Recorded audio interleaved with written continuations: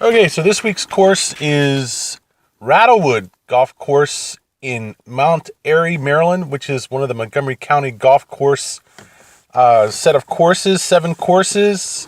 And I was able to get out and play it on a day where it was, I think it was Friday morning. Got there at about 11 o'clock in the morning.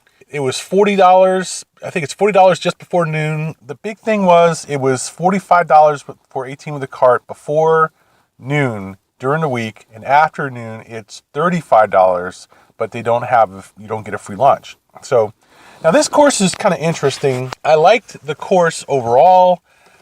I think it was a interesting challenge.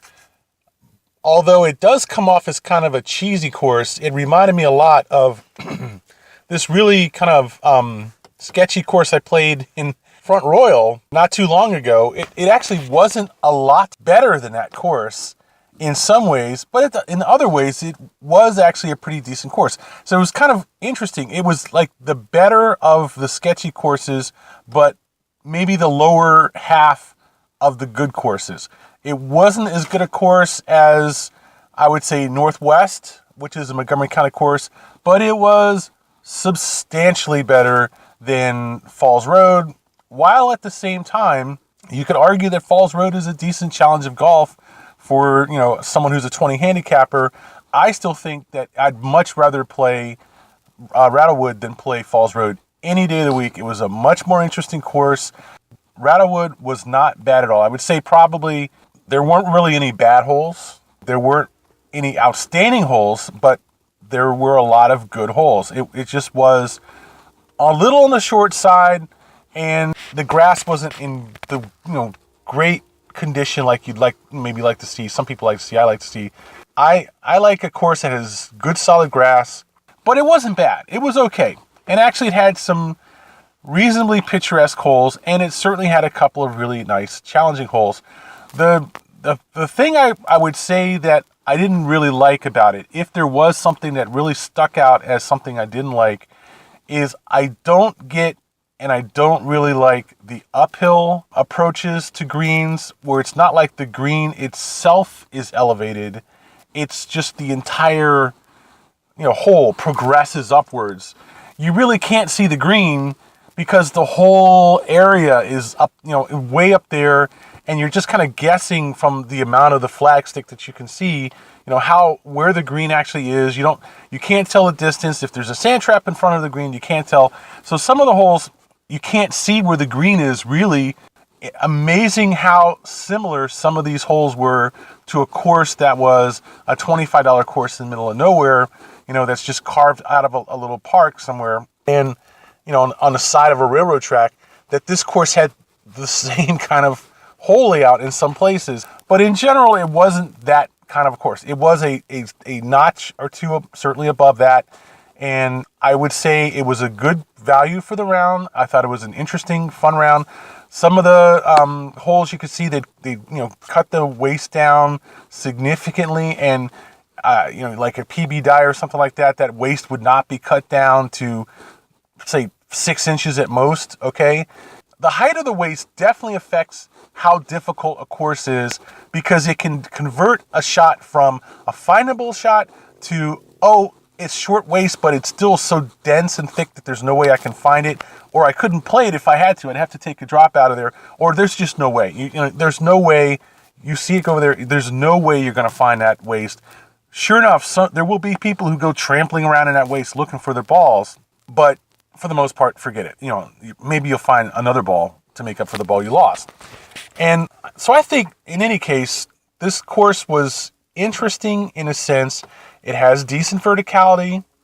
It has good sand, and the greens were really nice. These had that kind of patchy, reddish, brownish, greenish, section grass that I've seen on quite a few courses lately. But they were nice. They were in good condition, nice speed, decent sized greens. A little on the big side, but certainly decent sized. And the course was a nice layout, and in the sense it was not really even a woods course. It was more like a course that they had put on an edge of someone's hilly property, like a pasture that was hilly, and there were trees on the course, but it wasn't a woods course. There weren't any of these lanes that you played through, and the line of trees leading from tee to green on both sides of the fairway. None of that stuff. It was just like an open arena kind of thing.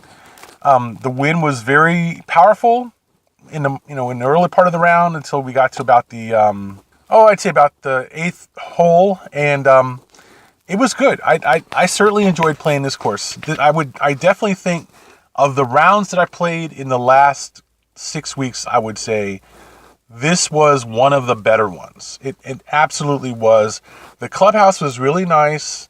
Nothing ostentatious, not huge, but just, a nice kind of bro cave, place. They had a bar there, tables and everything, and a nice restaurant and everything. And believe me, walking in there with a little piece of paper that says, you get to get a cheeseburger and fries or cheeseburger and chips and a drink and everything for free as part of your round. It's like, cool. If you want to say the hot dog test, utterly smash the hot dog test. It's really hard to beat a good hot sandwich, okay, in terms of winning the hot dog test. And this course did really well. It isn't an overblown place, but it has a nice club. It's a nice looking place, nice big sort of estate, kind of thing. The only thing about the course, like I said, that I didn't really like was the uphill approaches to greens where you really can't see the green. You're just guessing where the green is. It goes out of sight over the hill. I have a general idea where it is. You really have to be careful to watch the tree line when it comes down, so you have a rough, idea of at least what direction it is if you don't know the exact distance. So that was a little bit of a challenge. I think this is a kind of course where you got to play it once with an open mind, and the second time you could say, okay, now I know the course a little bit more, and I know the layout, and now it would be okay.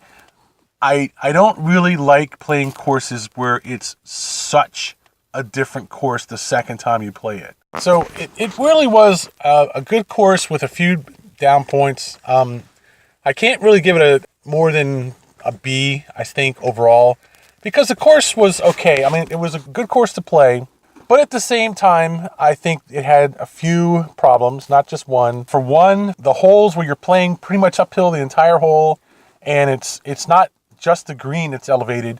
The green is actually back from the top of the, like number 11 especially, and it starts with number 5. The approach shot to number 5 is sort of like this, but the number 11 is worse, where you're really hitting a blind shot to the green. And you can only see the top half, maybe the top third of the flag from the fairway, and then there's 20 or 30 yards from the roll at the top of the slope back to the green, and the green is up another foot or two from that.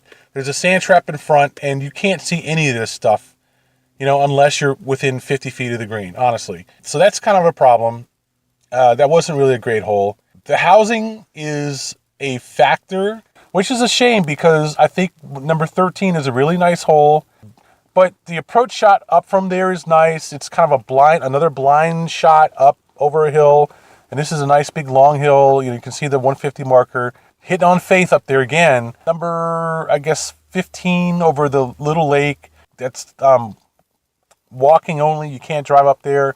There's another hole on the front side, number 7, which is sort of like a crescent right around some trees.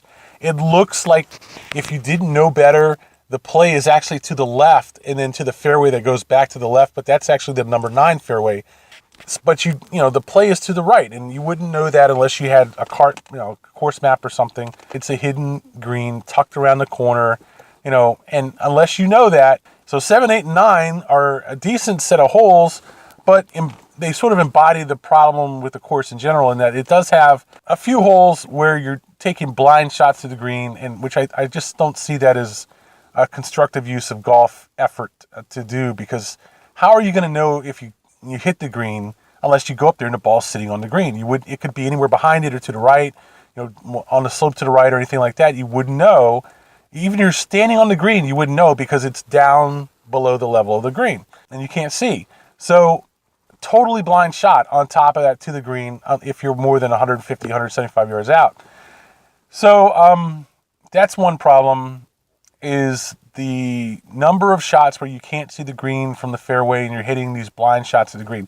Second is the number of houses that are in play, or in the field of view or behind the green or something. And in fact, 13 and 14, you're playing inside this sort of rectangular area of houses right next to some houses. In some cases, on the tee shot for number 14 is right next to some houses. Not good. Also, there's a road, the road that comes to the course from, I guess 27 or whatever it is, goes right by the fairway, right by the tee box for number 8, the green for number 8, and the tee box for number 9, the fairway.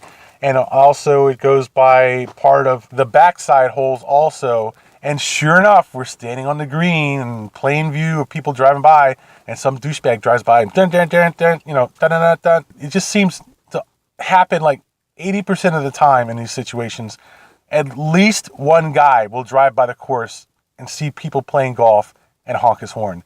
And it's ridiculous. Anyway, but if you look at it in the overall sense, plus it's kind of the thing where you see it in enough courses where it's, almost, water under the bridge kind of thing, but it's still a factor. It's still annoying, and it's still a strike.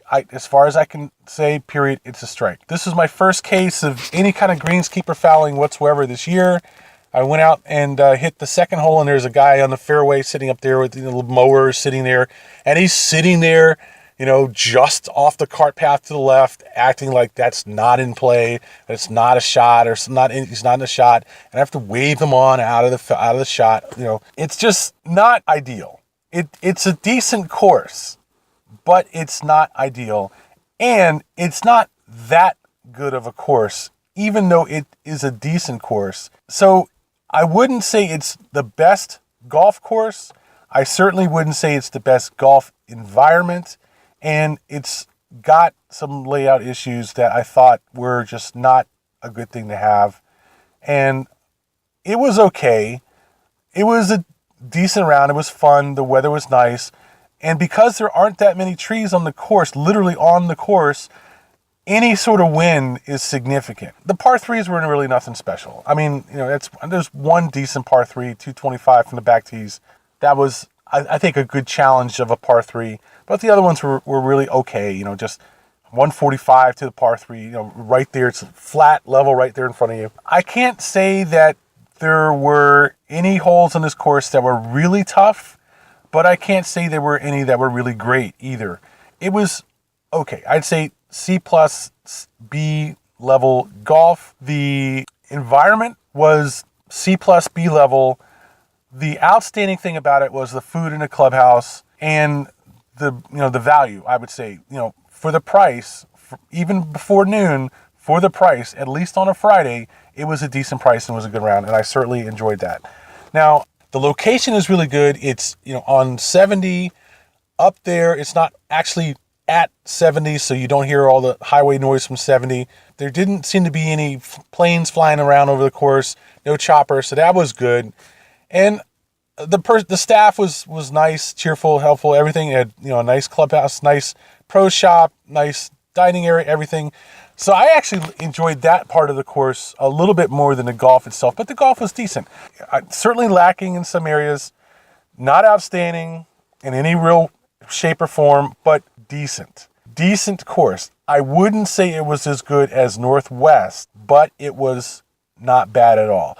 And I think it was a good variety of a course, good change of pace, and I certainly would recommend this course to play. B minus, not great, just okay. B minus is probably the score for this course. Other than that, give it a shot and try it and see what you think. I think it's okay. I don't think it's outstanding. I think it's a decent course, and I wouldn't put it any more than, say, the 50th percentile of golf courses in the area. But a decent change of pace and a decent course. Push it up in that B range. It's a little better than a B minus, borderline B. Let's put it that way. Just off Route 70. That is Rattlewood Golf Course in Mount Airy, Maryland.